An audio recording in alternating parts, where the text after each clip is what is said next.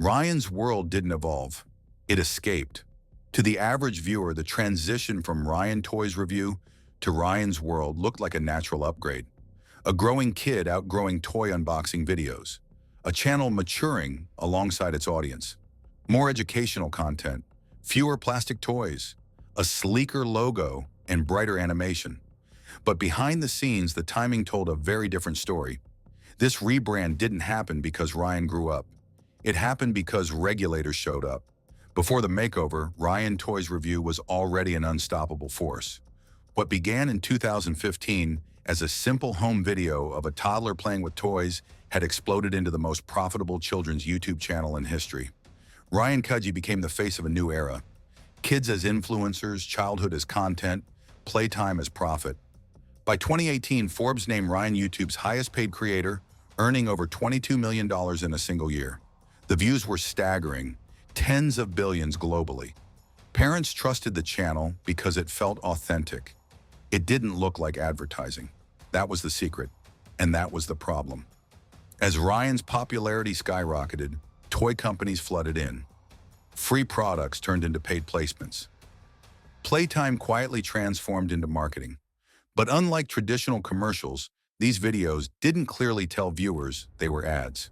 For children, especially preschoolers, that distinction matters. They don't understand sponsorships. They can't spot marketing tactics. When Ryan smiled and said he loved a toy, the kids believed him. Parents assumed it was genuine. That trust became the channel's most valuable currency. In 2019, watchdog group Truth in Advertising shattered that illusion. After reviewing dozens of Ryan Toysreview videos, they filed a formal complaint with the Federal Trade Commission. Their conclusion was blunt. More than 90% of the videos they examined contained paid product placements that were not properly disclosed. In other words, kids were watching ads without knowing they were ads. The FTC agreed. The resulting $4.2 million settlement was one of the largest penalties ever involving children's digital content. It forced the company behind Ryan Toysreview to comply with stricter disclosure rules and advertising regulations going forward. Publicly, Ryan's parents downplayed the severity. They insisted there was no intent to deceive. They framed the settlement as a misunderstanding in a rapidly evolving platform. They promised transparency, but internally the message was clear. The old model was now radioactive, and so the rebrand began. Within months, Ryan Toysreview, the name directly tied to toy advertising, started disappearing. The channel didn't just tweak its content, it erased its identity. In its place emerged Ryan's world. The word toys was gone. That single change said everything. Toys were what attracted the FTC. Toys were where the undisclosed ads lived. Toys were the evidence regulators used to make their case. So the new brand pivoted away from them, at least visually. Ryan's world leaned hard into education. Science experiments, DIY crafts, learning games, animated characters. Studio quality production replaced shaky home videos. The content looked safer, smarter, easier to defend. And most importantly, it reframed the narrative. Instead of asking, why are kids being sold products without disclosure? The conversation became, is this educational enough? Instead of FTC fines, headlines focused on Nickelodeon partnerships and a Ryan's World movie. The scandal didn't disappear. It was drowned out. This wasn't accidental. It was textbook crisis management. Rebranding after controversy isn't about fixing the past. It's about changing what people remember. New logo, new format, new talking points. By the time parents noticed the difference, the old Ryan Toysreview was already buried deep in the algorithm. New viewers never even saw it, but critics did, and they weren't convinced. Even after the rebrand, Ryan's world remained deeply commercial. The licensing empire didn't shrink, it expanded. Ryan's image continued to sell everything from cereal to toothbrushes to video games. Merchandise reportedly generated hundreds of millions of dollars annually. Theme park attractions followed. Corporate deals multiplied. The difference wasn't substantial, it was optics. A kid opening toys feels like advertising. A kid hosting educational segments feels wholesome. One triggers regulators, the other wins awards. And then there was the question of control.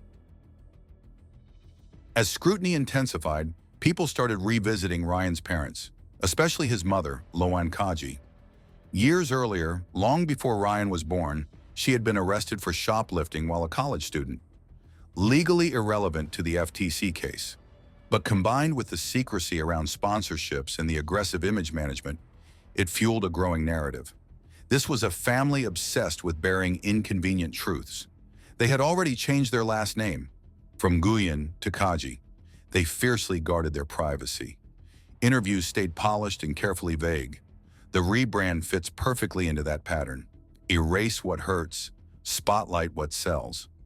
At the same time, Ryan himself began fading from view. As he grew older, his appearances became less frequent. His energy changed. Eventually, his younger twin sisters took on more screen time. The brand continued seamlessly, almost effortlessly, without him. That raised another uncomfortable question. If Ryan truly loved making videos and could quit anytime, why did the machine keep running so smoothly when he stepped back? If the channel was about him, why was it so ready to move on? The answer is unsettling, because Ryan's world was never built to depend on Ryan forever. It was built to scale. A brand tied entirely to one child is fragile. A brand that can rotate faces, formats, and platforms survives scandals, regulations, and aging. The rebrand wasn't just about the FTC, it was about future-proofing an empire.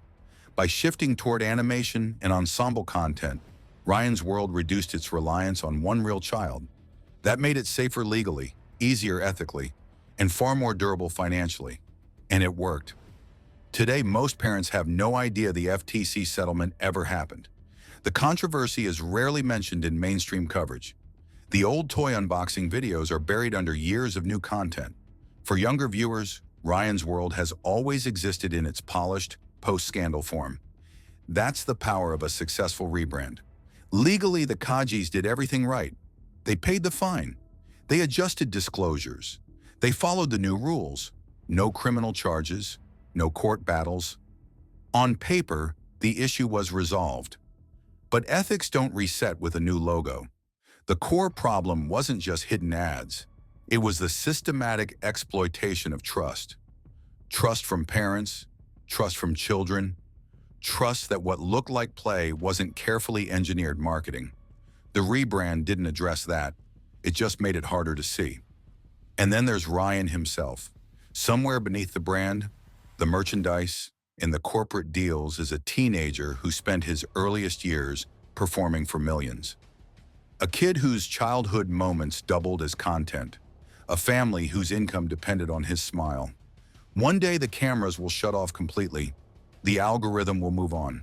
The brand will pivot again. And Ryan will be left to figure out who he is without the empire built around his name. That's the part no fine can fix.